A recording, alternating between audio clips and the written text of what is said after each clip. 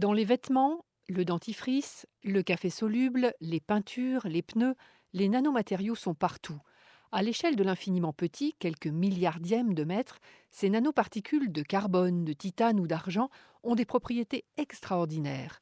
Légèreté, robustesse, transparence, efficacité.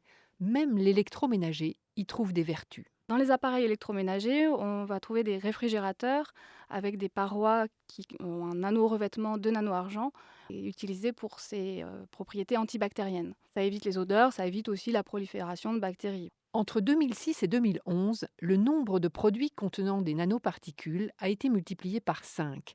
Il y en aurait près de 2000 aujourd'hui. Sont-ils tous inoffensifs? Aucune étude ne tranche. Du coup, certains réclament déjà qu'on applique le principe de précaution. C'est quand même assez terrible de se dire les risques ne sont pas avérés, on continue. Ok, donc quand le premier mort sera arrivé et qu'on aura la preuve, on arrêtera quoi. Eh ben non, c'est pas tout à fait la philosophie qui est la nôtre. Même si la France est le seul pays au monde à avoir un inventaire des nanomatériaux, il n'empêche que tous n'y figurent pas. Typiquement, on a des produits comme les nano-argent qui ne sont pas présents. Alors qu'on sait pertinemment que même si quantitativement ils sont certainement beaucoup moins importants que d'autres, ils sont quand même les plus représentatifs des produits de consommation. Le nanoargent détruit les bactéries, une application utile pour les pansements, plus discutable pour les chaussettes anti-odeur.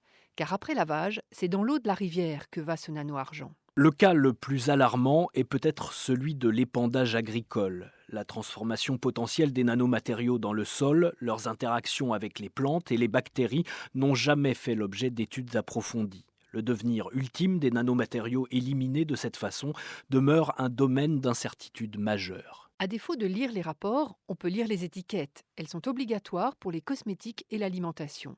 Encore faut-il que le consommateur puisse en saisir la portée. C'est le consommateur qui va devoir maintenant décider est-ce que je prends le risque ou non d'exposer ma propre vie ou celle de ma famille à des nanoparticules.